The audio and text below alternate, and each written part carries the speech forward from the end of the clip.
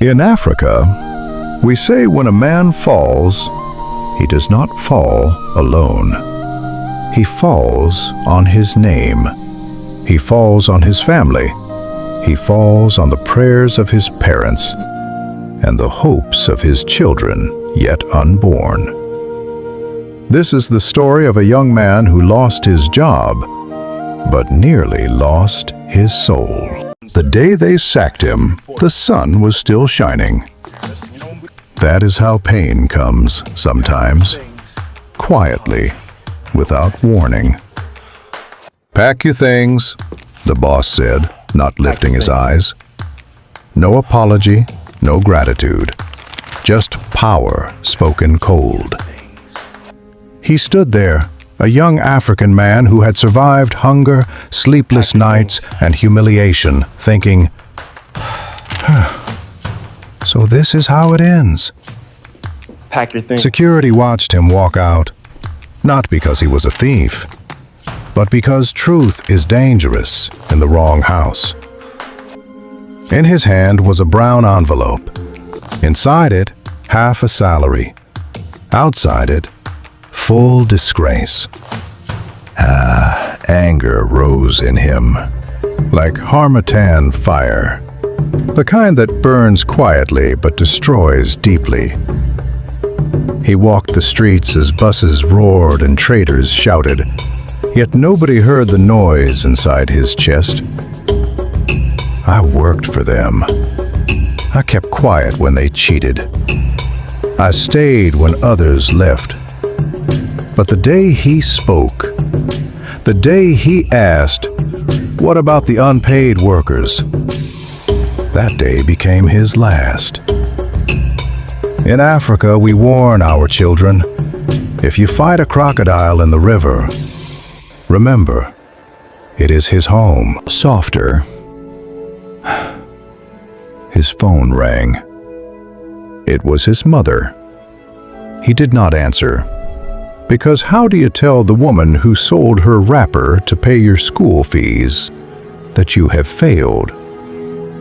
How do you explain to your father who taught you honesty with hunger that honesty has chased you out? Rent was due. His younger siblings were watching him. In their eyes, he was still the example. In Africa, a man is not measured by his age. He is measured by how many people lean on his shadow. Rain began to fall. He took shelter in a small roadside cafe. Plastic chairs, weak tea, strong thoughts. As rain washed the street, it also washed his heart.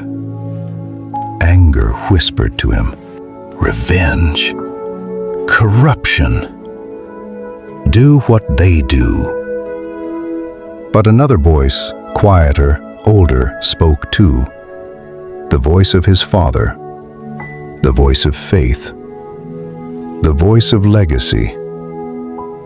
What will your children inherit from this anger? He opened his old notebook. Dreams he once postponed stared back at him. That night, he went home, not defeated, but thinking. He finally called his mother. She did not shout. She did not cry. She said only this, "My son, a clean hand may be empty today, but it feeds generations."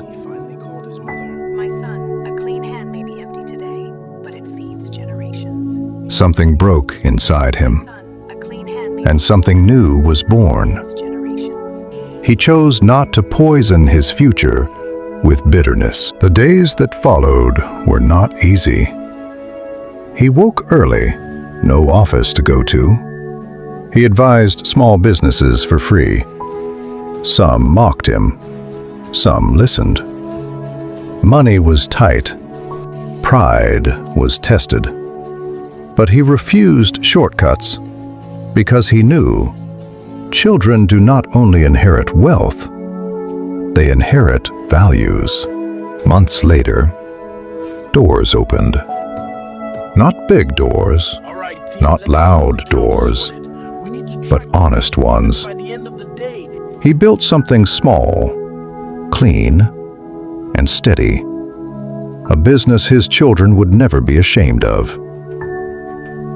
One evening, as he sat with his family, his little niece asked, "Uncle, why don't you wear office clothes again?" He smiled and said, "Because sometimes losing a job is how God saves a family." In Africa, we do not raise children with words alone. We raise them with choices. That day he was sacked, anger came knocking. But he did not let it raise his children. Because a man who wins money but loses his values has already lost his family. And so his story teaches us this. When life pushes you down, ask yourself, what will my children learn from how I stand up?